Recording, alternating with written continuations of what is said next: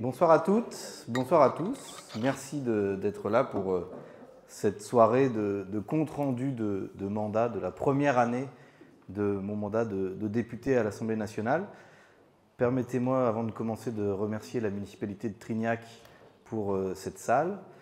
Remercier aussi des personnes qui, depuis un an, sont engagées avec moi dans ce mandat, qui n'est pas qu'une œuvre individuelle, mais bien un travail collectif. Dans quelques minutes, dans quelques instants, je passerai la parole à Christelle Ardouin, ma suppléante, qui participe aussi à ce mandat. Et puis, je veux remercier particulièrement l'équipe qui travaille avec moi à l'Assemblée et à Saint-Nazaire, et particulièrement pour ce soir, Thomas et David, qui ont la lourde tâche de me supporter chaque jour, ou presque. Et évidemment tous les militants et les militantes qui ont participé à l'organisation de cette soirée et au travail que j'accomplis au nom des électeurs et des électrices de cette circonscription, mais aussi évidemment au nom de la NUPES et de la France Insoumise, puisque c'est bien le cadre politique dans lequel j'agis. Je donne d'abord la parole à Christelle, ensuite je dirai quelques mots, et puis ensuite on pourra échanger questions-réponses. Si vous avez une timidité à vous exprimer à l'oral, il est possible de poser des questions par écrit. Il y a des petits papiers à l'entrée. Ne vous privez pas d'intervenir si vous avez quelque chose à dire. Christelle, à toi.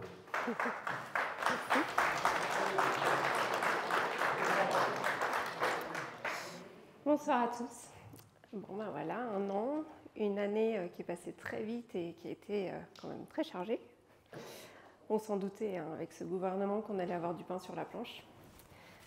Casse sociale, casse démocratique, casse des services publics et privatisation, vente de nos fleurons technologiques à l'étranger, inaction climatique enrobée de greenwashing, maintien des pesticides, protection des méga-bassines, arrêt de subvention européenne du fret ferroviaire français, même si ça, c'est pas le gouvernement, mais bon, voilà. Rénovation énergétique à la traîne, ordre forcé, encore des blessés en manifestation aujourd'hui. Et qu'en est-il des blessés de Sainte-Soline? Surveillance de masse, évasion fiscale, impôt des milliardaires en cours de surveillance aussi. Impunité des gens de pouvoir, influence des lobbies, mise au pas de la jeunesse. Économie de guerre, accaparement des richesses créées par les travailleurs au profit d'une minorité, travailleurs pauvres. Expulsion en vue des JO, j'en oublie, la liste des combats est longue. J'ai essayé de faire une liste des choses qu'ils ont fait de bien, parce qu'on a beau être opposant, il ne faut pas être de mauvaise foi, mais j'ai oublié mon microscope. Bon, il y a eu l'interdiction des vols intérieurs, mais je crois que c'était quoi? 3 lignes inutilisées. Bon, je vais même pas m'étendre. Ils nous ont volé 2 ans de nos meilleures années de retraite, contre 2 ans de nos pires années de travail quand on en a encore. Ça fait quoi? Un peu plus de 5 mois qu'on se mobilise sur la réforme des retraites, sans négociation, mais avec de la maltraitance démocratique, 49.3, 47.1, 44.2, et maintenant article 40, et de la répression policière. Il y a de quoi se lasser. Peut-être qu'on ne va pas retrouver autant de monde que cet hiver en manif, on l'a vu un peu ce matin. Et j'avoue qu'il y a de quoi avoir envie de baisser les bras face à cette 5e République verrouillée et manipulée avec l'aide des médias de milliardaires. Mais contrairement à ce que certains peuvent dire, ils n'ont pas gagné. Depuis plus d'1 an, les interventions engagées se multiplient. Remise des diplômes AgroParisTech 2022, appel à déserter. Rencontre des jeunes à Matignon, borne accusée par une étudiante de faire du mépris social. Darmanin veut dissoudre les soulèvements de la terre, création de collectifs de soulèvement de la terre partout en France, dès le lendemain, et plus de 100 000 signataires de la tribune de soutien.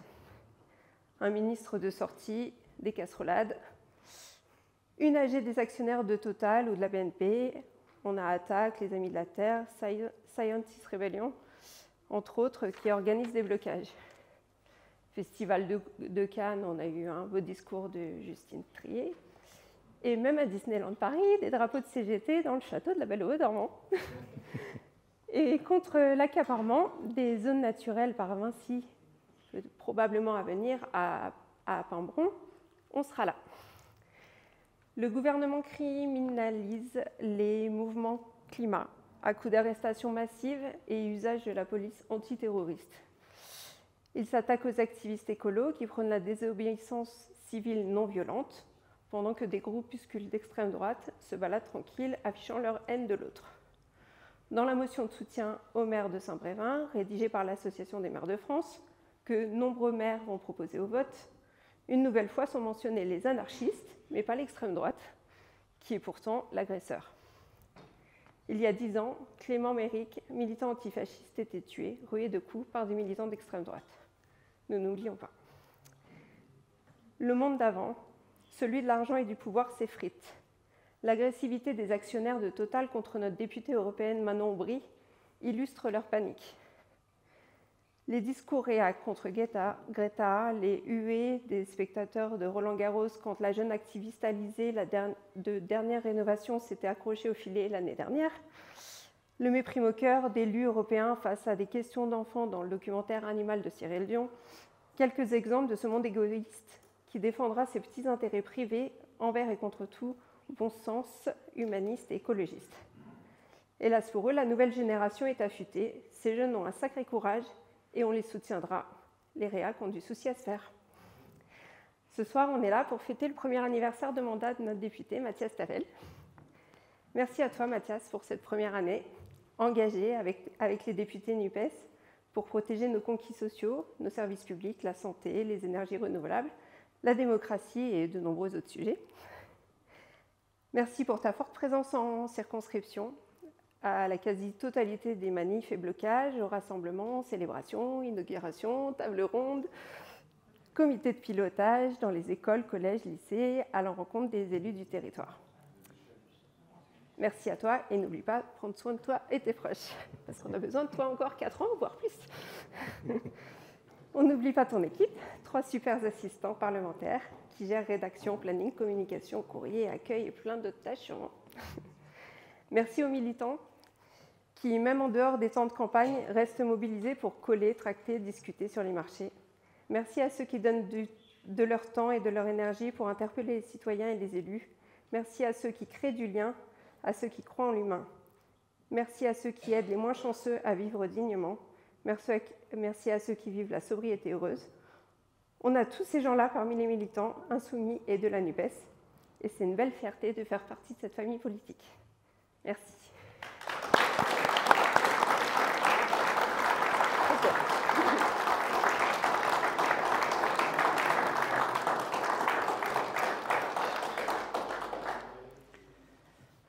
Merci Christelle, merci beaucoup pour ces mots et pour ce bilan de cette année qui effectivement commence nécessairement par un petit bilan chiffré, j'allais dire, parce que c'est souvent ça qui interpelle.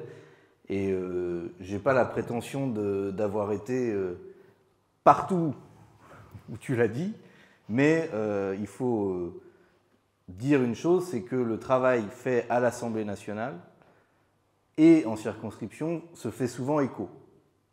C'est une des leçons de cette première année, c'est un des éléments que j'avais mis en avant dans la campagne législative en disant vous allez élire un ou une députée, ce n'est pas un super conseiller municipal ou un super maire ou un super conseiller général, on est élu pour voter la loi, quand on a le droit de la voter, voter le budget de l'État ou de la sécurité sociale quand il n'est pas imposé par 49.3.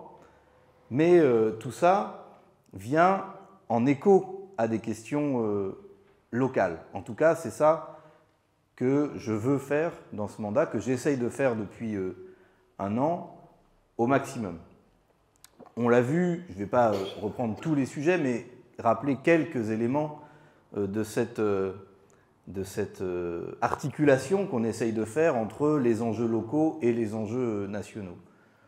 Pour commencer par le plus récent, celui qui concerne la loi de programmation militaire qui va être votée demain à l'Assemblée nationale, il y a 1001 choses à dire et à mettre en cause sur cette loi de programmation. On a besoin d'une défense qui permettent d'assurer l'indépendance du pays, la sécurité des Français, et pas leur alignement sur l'OTAN ou une course aux armements qui ne serait pas la nôtre. Mais quoi qu'on pense même de tout ça, il y a des questions qui sont posées. Quand l'État va dépenser sur plusieurs années 413 milliards d'euros d'argent public, notamment pour acheter des équipements ou des armements, la moindre des choses, c'est qu'on se demande si cet argent-là, dont on peut discuter l'utilité militaire, mais au moins dans son usage social, entre guillemets, est-ce qu'il sert autant que possible des batailles qu'on mène par ailleurs? Et c'est la raison pour laquelle j'ai défendu un amendement qui visait à intégrer une clause sociale pour que à chaque fois que l'État achète des équipements ou des armements pour l'armée, il y ait un minimum, voilà, qui n'est pas qu'on embauche les salariés en CDI plutôt qu'en intérim, que pour ce qui est de la construction du porte-avions au chantier de l'Atlantique, on s'assure que tous les salariés, quelle que soit leur nationalité, soient bien traités de la même manière par le même droit social français et qu'il n'y ait pas une forme de dumping qui permette d'opposer les uns aux autres avec le recours au travail détaché. Ça peut paraître une petite chose par rapport aux enjeux d'une loi de programmation militaire.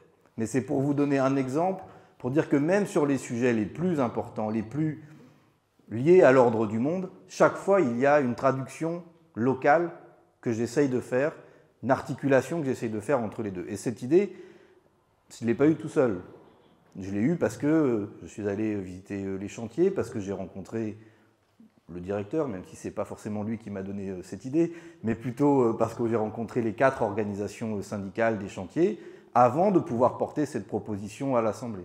C'est la méthode qu'on essaye de développer. Je ne dis pas qu'on arrive à la faire sur tous les sujets et tout le temps, parce que ça demande du temps et de l'énergie, mais c'est un exemple. Un autre exemple, c'est évidemment l'une des toutes premières questions que j'ai portées à l'Assemblée, c'est la question du bail de l'hôpital de Saint-Nazaire, dont tout le monde voit bien aujourd'hui qu'il empêche l'hôpital de fonctionner correctement, parce qu'il y a toute une série de désagréments dans le fonctionnement courant, qu'il empêche l'hôpital de se développer pour agrandir par exemple les urgences comme il y aurait besoin, et qu'en plus financièrement c'est un étranglement de l'hôpital qui est prévu jusqu'en 2043.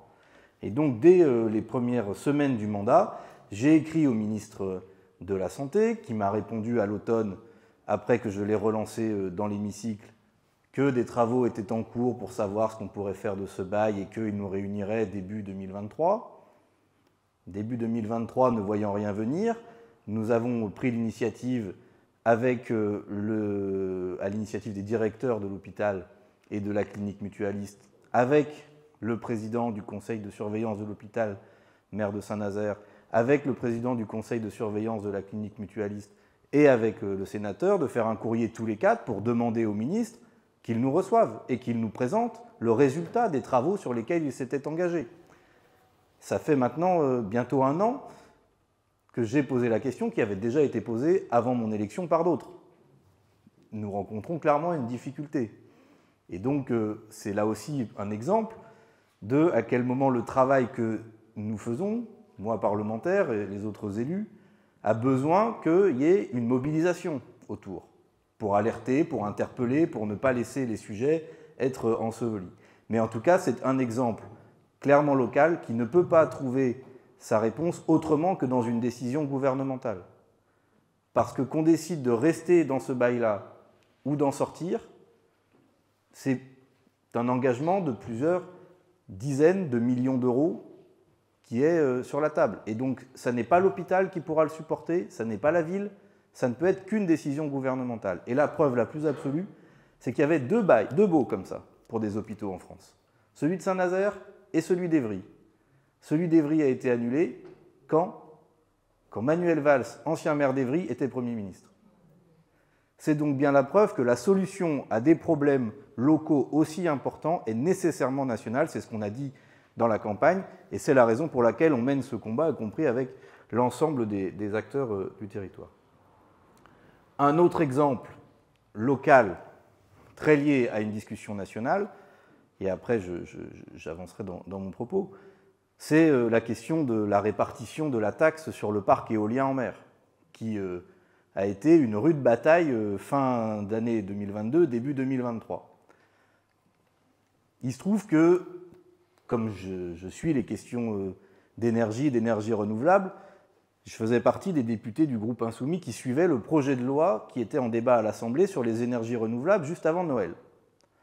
On suit, on discute, on amende, parfois on gagne, parfois on perd, mais la discussion se passe telle qu'elle était à peu près prévue, sans trop de surprises. Et puis, juste la veille de la clôture du débat, vient un amendement d'une députée macroniste qui n'avait jamais été discuté auparavant et qui propose de revoir la répartition de cette taxe, puisque maintenant que le parc éolien est en service, eh bien, il verse une taxe chaque année, dont une partie est reversée aux communes depuis lesquelles on voit les éoliennes.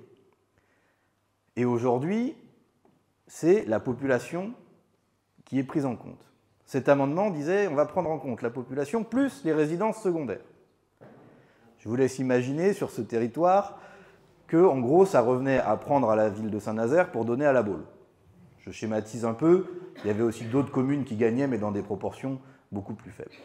Et en séance, quand je viens à l'Assemblée nationale, dans l'hémicycle, quand je vois cet amendement arriver, j'interviens et je dis mais attendez, vous nous avez dit quand on parlait de la fiscalité sur les éoliennes à terre, sur les panneaux solaires, etc., qu'il ne fallait pas toucher tout ça dans la loi, renvoyer à une discussion plus technique, etc. Et là, vous allez adopter ça à la hussarde. Le gouvernement dit oh, bah, oui, on ne voit pas où est le problème. Hop, les macronistes le font voter et on passe à la suite.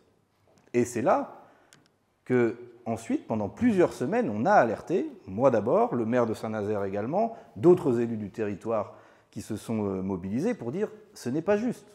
Ce n'est pas juste parce que les investissements qui sont faits pour développer les énergies renouvelables ne sont pas faits à la Baule. Certains sont faits à la Turballe par le département, mais ils ne sont pas faits à la Baule.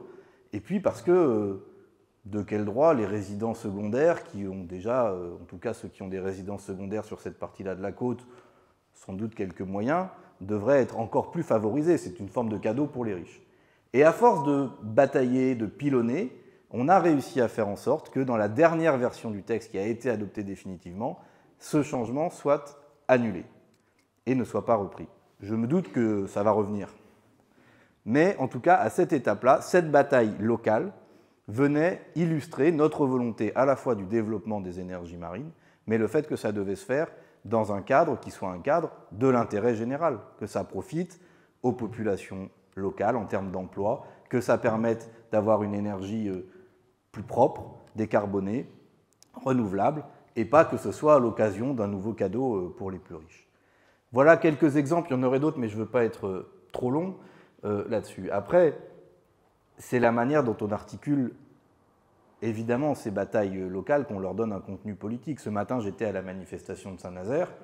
Est-ce que c'est une bataille locale que d'être à la manifestation de Saint-Nazaire? Est-ce que c'est une bataille nationale? C'est évidemment les deux. Et c'est comme ça qu'on peut résumer, je pense, le mandat, cette première année. J'ai été un opposant et un proposant. Clairement, sur les retraites, je m'étais engagé à combattre le report de l'âge légal de la retraite. Je l'ai combattu, je le combats. Je le combattrai encore après-demain dans l'Assemblée si on veut bien autoriser cette chose qu'est l'Assemblée nationale à voter sur une disposition aussi importante.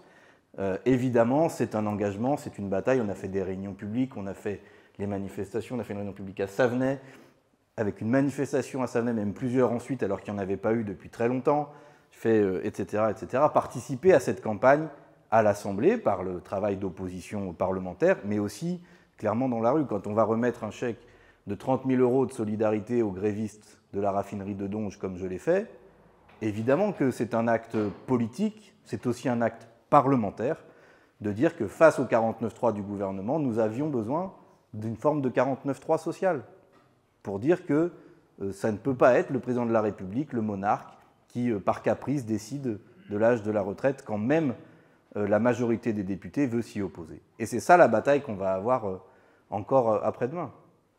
Qui, dans ce pays, est légitime à voter sur l'âge, à décider de l'âge de la retraite? Est-ce que c'est le président tout seul, avec son 49.3, ou est-ce que c'est les députés? Et c'est là une autre leçon de cette première année. c'est que depuis un an, on voit un gouvernement, on voit un camp macroniste s'éloigner de plus en plus du fonctionnement démocratique du pays. Quand on en est à 11,49.3 pour faire adopter les budgets, y compris la réforme des retraites, quand on en est à tous les artifices de procédure que Christelle a rappelés en citant leur numéro des articles de la Constitution, ça fait un peu la loterie, mais c'est quoi tous ces numéros? Ça veut dire limiter le temps de débat au Parlement. Ça veut dire obliger les sénateurs à se prononcer sur tout le texte d'un seul vote, avec seulement les amendements que le gouvernement a retenus. Ça veut dire, article 40, là, le numéro complémentaire qu'ils veulent sortir, que les députés n'auraient pas le droit de proposer l'abrogation de cette réforme.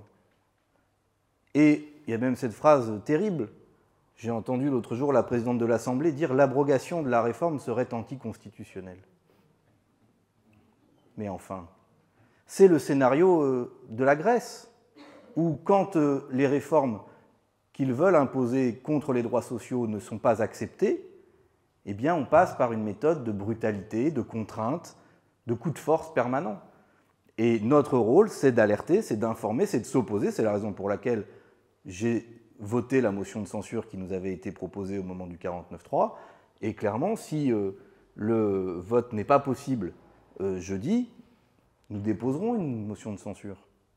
Parce que c'est ce qui nous reste, nous, députés, pour dire « nous ne sommes pas d'accord et nous voulons renverser le gouvernement ». Au passage, celle du mois juste après le 49.3, il a manqué 9 voix sur 577 députés. Quand on nous dit les élections législatives, ça ne sert à rien, je ne vais pas voter, de toute façon c'est écrit d'avance, songez à ce qu'aurait été le résultat si 9 députés de la NUPES, par exemple, de plus, avaient été élus il y a un an. Seulement 9. Dans ce département, il y a quelques circonscriptions où ce n'est pas passé loin. À chaque fois, il faut se dire que ça peut avoir des conséquences. Et là, on le voit clairement, ça peut avoir des conséquences. Et cette bataille, ils l'ont perdue. Ils l'ont peut-être temporairement gagnée d'un point de vue purement juridique et dans la vie des gens. Mais politiquement, ils l'ont perdue. Socialement, ils l'ont perdue. Dans les imaginaires, ils l'ont perdue. Non, la retraite à 64 ans n'est pas une fatalité. Et cette mesure sera abrogée, tôt ou tard, et le plus tôt sera le mieux, et en dernière hypothèse, quand nous parviendrons au pouvoir. Opposant à cette réforme des retraites, opposant au coup de force démocratique, opposant évidemment à cette politique injuste, qui fait qu'encore la semaine dernière, on vote macroniste, LR et Rassemblement national votent pour permettre aux propriétaires d'augmenter les loyers de 3,5% cette année, après 3,5% l'année d'avant. Au total, ça fait un 13e mois sur le loyer. Il n'y a pas eu de 13e mois pour les salaires des locataires. Et nous sommes opposés en disant, vous allez fragiliser ceux qui sont déjà en difficulté et enrichir encore ceux qui possèdent beaucoup de logements. Parce que la question, ce n'est pas celui qui a acheté un logement pour avoir un petit loyer pour ses revenus. Aujourd'hui, vous avez 3% des gens qui possèdent la moitié des logements du pays qui sont loués. C'est-à-dire que vous avez des gens qui possèdent une quantité impressionnante de logements et qui sont des rentiers. Et c'est cela que nous visons, ce n'est pas le petit propriétaire qui espérait juste avoir un petit revenu. Je dis qu'ils l'ont voté avec l'extrême droite. Nous avons aussi été des opposants à l'extrême droite, Christelle l'a rappelé par rapport à Saint-Brévin, mais socialement. Quand nous avons proposé à l'Assemblée nationale la hausse du SMIC, l'extrême droite et Marine Le Pen ont voté contre. Quand nous avons proposé à l'Assemblée le rétablissement de l'impôt solidarité sur la fortune, l'extrême droite, le Rassemblement national et Marine Le Pen ont voté contre. Quand nous avons proposé le gel des loyers, l'extrême droite et Marine Le Pen ont voté contre. C'est ça la réalité du visage de l'extrême droite. Et c'est pour ça que vous entendez tant de macronistes aujourd'hui vous dire qu'ils se comportent bien, qu'ils mettent des cravates, que leur vice-président de l'Assemblée est un très bon vice-président, comme l'a dit la présidente de l'Assemblée nationale. Parce qu'en fait, chaque fois qu'il est question de partager les richesses pour que les travailleurs vivent mieux, eh bien, l'extrême droite vote avec la Macronie contre l'intérêt des travailleurs. Et c'est ça aussi une des leçons de cette première année sur laquelle j'insisterai, parce que je sais que, y compris dans cette commune et dans d'autres ici, certains ont pu, par dégoût, rejet, se laisser abuser par les mensonges de l'extrême droite. Et je crois qu'ils sont capables d'entendre ce que je dis et de se dire « Madame Le Pen nous a trompés ». Madame Le Pen ne défend pas l'intérêt de ceux qui travaillent et qui veulent voir leur salaire augmenter, leur loyer gelé et les plus riches être mis à contribution pour la solidarité. Opposants et proposants, c'est ce que j'ai dit. Proposants, je vous ai parlé sur le développement des énergies renouvelables et la nécessité d'avoir un maximum d'énergies renouvelables différentes pour pouvoir faire face aux besoins de réduire les énergies carbonées, de pouvoir réduire notre dépendance aussi au nucléaire, dont on voit bien qu'avec le changement climatique, il devient plus incertain, plus aléatoire, parce que les cours d'eau ont moins de débit, parce que, etc., etc. Proposant aussi, nous l'avons été en proposant très tôt dans l'année l'inscription dans la Constitution du droit à l'interruption volontaire de grossesse, du droit à l'avortement pour les femmes, et c'était la première victoire de la NUPES à l'Assemblée nationale. Ça, nous l'avons fait voter à l'Assemblée nationale. Je dis tranquillement, ce n'est pas que la NUPES, mais c'est Mathilde Panot, la présidente de mon groupe, qui portait cette proposition et qui a été soutenue, notamment par, y compris des députés qui, par ailleurs, se retrouvent dans le camp macroniste. Mais c'est l'initiative de la NUPES qui a permis ce premier vote à l'Assemblée, et c'est les collègues écologistes qui, au Sénat, ont pris sur leur temps d'examen pour faire voter aussi au Sénat une disposition qui veut constitutionnaliser ce droit, mettre ce droit dans la Constitution. Les deux rédactions ne sont pas exactement la même, et donc maintenant c'est au gouvernement de prendre sa responsabilité. Le président de la République dit qu'il y est favorable, qu'il nous propose un projet de loi, qu'on puisse voter cela. Parce que quand on voit ce qui se passe aux États-Unis, en Pologne, en Italie, quand on voit les difficultés qu'il y a aujourd'hui, par exemple sur les pilules abortives, il faut rendre ce droit constitutionnel pour que plus personne n'y touche, et dans le même temps, il faut renforcer le fait que ce soit un droit auquel on a effectivement accès quand on en a besoin. Mais c'est une victoire de la NUPES qui a lancé cette initiative, cette démarche dont nous allons tout faire pour qu'elle aboutisse le plus vite possible. Autre victoire propositionnelle de la NUPES, sur les tarifs de l'électricité. Là encore, je dis NUPES parce que c'était une proposition de loi socialiste qui a été portée dans un temps réservé au groupe communiste à l'Assemblée et que nous avons tous voté, insoumis, écologistes, socialistes et communistes. Nous avons fait voter 2 fois à l'Assemblée nationale le fait que les communes de moins de 50 000 habitants, les artisans, y compris les boulangers, les PME, puissent de nouveau avoir accès à un tarif réglementé de l'électricité qui les protège de ces variations et de ces prix exorbitants du marché. Il reste à inscrire ce texte à l'ordre du jour du Sénat pour qu'il soit définitivement adopté. Il n'y a pas de sénateur insoumis pour l'instant. J'espère qu'avant de partir en campagne électorale pour les élections sénatoriales, ceux qui siègent au Sénat, et où il y a déjà eu une majorité possible sur ce texte, y compris de l'ensemble des sénateurs de gauche, mais aussi des sénateurs LR qui étaient attachés notamment à la défense des petits commerçants, eh bien que ça puisse être voté définitivement pour que ça puisse entrer en vigueur, car on en a besoin. Il y a aussi dedans les locataires HLM. Et c'est une victoire que la NUPES a remportée à l'Assemblée nationale et que maintenant il faut que le Sénat concrétise. Mais la NUPES n'est pas majoritaire au Sénat, loin de là. Enfin, proposant, au total, c'est sur la petite note que vous avez, j'ai déposé 5 propositions de loi au cours de cette année. Évidemment, j'en ai co-signé d'autres qui étaient portées par des collègues, mais quand on dit que j'en ai proposé 5, c'est celles sur lesquelles j'ai plus particulièrement travaillé et animé le travail de rédaction. Il y en a une que vous pourrez trouver là qui veut protéger l'hôpital public des fermetures dont on entend parler un peu partout avec l'application de la loi qui plafonne la rémunération des médecins intérimaires, qui est une loi qui s'applique que à l'hôpital public. Dans le secteur privé, il n'y a pas de plafonnement. Alors ils disent qu'ils vont l'appliquer sur la base du volontariat, etc. Nous, on dit, bah non. Si c'est une bonne mesure, il faut l'appliquer à tout le monde. Et ensuite, il ne faut pas que dans l'hôpital public, ça soit le prétexte à la fermeture de lits ou de services. Et donc, il faut qu'il y ait une possibilité de dérogation quand c'est ça qui est en jeu, c'est-à-dire la fermeture d'un service, et dans l'attente évidemment d'une refonte plus globale de la politique de l'hôpital. Mais ça, la proposition de loi se cible sur une petite partie.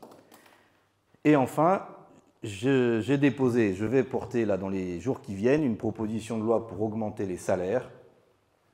On va avoir une discussion sur un texte qui s'appelle « Partage de la valeur dans les entreprises », comme ils disent, qui en fait parle essentiellement d'intéressement, de participation et d'actionnariat salarié, mais pas de salaire. Donc forcément, nous, on va arriver avec nos amendements pour dire bah, salaire, augmentation du SMIC, conférence de négociation obligatoire dans toutes les branches, pour que ce ne soit pas seulement les petits salaires, le salaire d'entrée qui soit au niveau du SMIC, mais que ça se répartisse dans les salaires ensuite pour qu'il y ait une progression.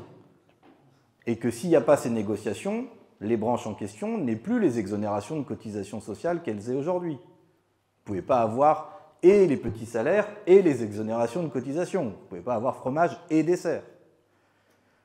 On va défendre le fait qu'il y ait un mécanisme d'indexation automatique des salaires sur l'inflation. Dont on est prêt à discuter les modalités avec les syndicats, avec des économistes, avec même le patronat, etc. Mais le principe, il est absolument vital quand vous avez 17-18% d'inflation sur les produits alimentaires. Ça ne peut pas être juste les quelques euros de plus qu'on obtient après de dures journées de grève, souvent dans les entreprises. Et puis aussi, on va mettre les pieds dans le plat. Vous voulez développer l'intéressement et la participation. Bien sûr que quand on est salarié, on prend, ça fait un complément. Sauf qu'aujourd'hui, les entreprises sont incitées à ne pas augmenter les salaires pour dégager plus de profits et reverser quelques miettes en intéressement ou en participation, exonérées de cotisations sociales, c'est-à-dire qui n'ouvrent pas droit au chômage ou à la retraite. Et vous avez des entreprises où dès le départ, des grandes entreprises qui auraient les moyens d'augmenter les salaires, où dès le départ, on vous dit, bon, le salaire, il n'est pas très haut, mais rassure-toi, chaque année, il y a 15-20% de rémunération en plus par l'intéressement et la participation. Mais ces 15-20%, ils ne permettent pas de rassurer le propriétaire quand vous avez besoin de louer, il vous demande le salaire réel. 2, quand vous allez voir la banque pour demander un prêt, ce n'est pas considéré comme un revenu fixe. 3, ça ne cotise pas à la retraite, ni au chômage. Donc on va nous porter cette discussion-là pour dire que ce n'est pas désocialiser, comme ils disent, ou défiscaliser les revenus, ça n'est pas protéger les salariés. C'est au contraire les fragiliser et les appauvrir dans leur manière de pouvoir faire face à l'ensemble de leur vie. Voilà, je ne veux pas être plus long, il y a plein d'autres questions, évidemment je pourrais répondre, mais j'ai déjà été bien bavard.